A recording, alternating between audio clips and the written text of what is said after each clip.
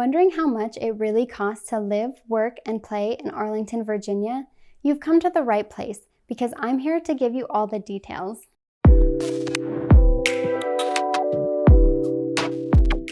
Hey team, my name is cijʰʰʰʰ and I'm a local real estate agent in Northern Virginia and Maryland. We're back again for another round of how much does it cost to live here?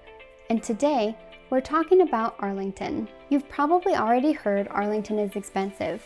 But just exactly how expensive is it? Today, we're diving into what you can expect to pay from housing costs to a night out and everything in between. Let's jump right in.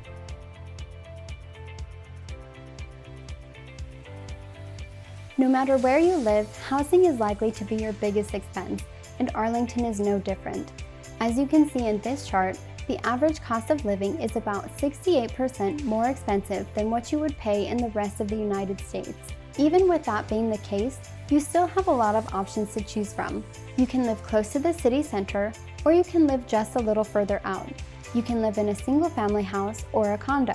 There are plenty of options to choose from to meet your lifestyle and budget. Now, to give you an idea of the cost, the median price of a home in Arlington is $667,500.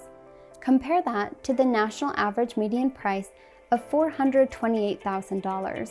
The average size of a home in Arlington is 1,624 square feet, which comes out to an average price per square foot of $450. Even though the average price is $668,000, that still leaves a lot of room in terms of price. You'll find a number of options above and below that in price. It really just depends on what you're looking for and what your wallet can handle. HOAs are not unusual out here, and there are also plenty of options without them. That said, the cost per month is really going to depend on the area you're looking at, the age and size of the building, and amenities and utilities that are covered. Since there's such a range of prices, it's tough to give numbers, but to help you budget, I would recommend expecting to pay at least a few $100s per month for HOA fees. Be sure to check the costs for each house you're interested in so that you can get a better idea of how much extra per month you can expect to be paying. If you've decided to rent rather than buy, you also have a wide variety of options. You've got everything from apartment complexes to single-family homes, townhomes, or condos to rent. As you can see in this chart, you'll still be paying a bit more than the national average, but depending on how many rooms you have, that cost can vary widely. As you would expect, bigger homes cost more, with a one-bedroom costing just over $1,500 per month and going up from there. Another cost to factor in is taxes. For Arlington, you'll be paying 3 and potentially 4 taxes: state income tax, sales tax, a personal property tax, and, if you decide to buy a home, property taxes. Virginia's income tax is broken into 4 ranges depending on how much you make, but it maxes out at 5.75%. For sales tax, you'll be looking at around 6% overall, with only 2.5% on food and personal hygiene items. You'll also need to factor in the personal property tax, which is a tax based on the assessed value of any vehicles you own. Now, on top of all those, if you're buying a home, you need to make sure that you're factoring in property taxes to get an idea of what you'll be paying each month. In most of Arlington, the property tax is $1.013 per $100 of assessed value. If you plan to buy property in certain business improvement districts of Arlington, you can expect to see an extra tax as shown in the chart. So what does this really look like when you're buying? Let's go ahead and break that out. Let's say that you bought a house for exactly the median cost of $667,500. You used a loan with a down payment of 10%, no mortgage insurance, and an interest rate of 5% paid out over 30 years.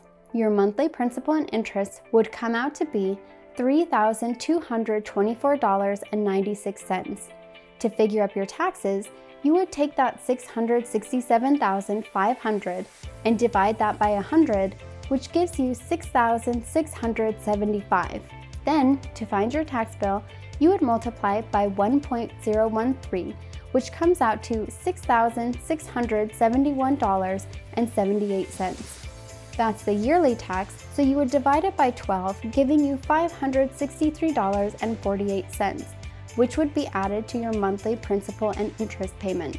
And finally, let's assume that you had an insurance policy that cost $2,000 per year. Divide that by 12 to find your monthly cost and you get $166.67. Add it all together, your monthly payment would be $3,955.10. Whether you decide to rent or buy, the next question is, what's it going to cost me to actually live here? What with heating, cooling, electricity, internet, and so on. Our average cost for utilities is actually a bit less than the rest of the country, and it also ultimately really depends on your own preferences. For me, I like it to be a bit warmer in the house, which means less cost during the summer and more cost during the winter. Sitting at about 74 degrees is really my sweet spot. But if you are one who likes it cooler, you'll probably have higher costs during the summer and not during the winter. On top of all that, some houses are really well insulated and others aren't. Because of all of these different factors, it's really hard to give a cost estimate. That said, and without knowing what your habits are, I'd recommend starting out by planning to pay at least $400 to $500 per month on electric, gas, and water, and then adjusting from there. If you're planning on buying a house, it's also possible to reach out to the owners to see if they're willing to share their average utility cost per month. Of course, the most important utility to consider is high-speed internet. The main service providers in Arlington are Comcast and Verizon, and depending on the deal you get and what add-ons you're paying for, you'll be looking at around at least $100 per month for internet. Overall, you'll probably be looking at a minimum of $500 to $600 per month on top of your rent or mortgage payment. The most important topic of all, not that I'm biased, is what it's going to cost you for a dinner out. I love to eat out and try all sorts of new foods. In my opinion, it's an opportunity to learn a little bit about a new place without having to travel all the way there. In this area, you have a lot of different options: fast food, fancy fast food, chain restaurants, sit-down restaurants, and then the really bougie places. Think Michelin-starred options. Looking at a non-chain sit-down restaurant, you can expect to pay about $20 to $25 for a main course, maybe $15 for an appetizer, a soda for a couple bucks, and, the most important part of any meal, a dessert for $10. All told, if you estimate a little high, you can expect to pay a bit over $50 for a full course per person. What's really going to increase your costs is if you start adding in beers, wines, cocktails, and so on. To give you an idea, you can expect to pay about $10 to $15 for a cocktail. If you start adding in a couple of those, expect to pay somewhere between $70 to $80 per person.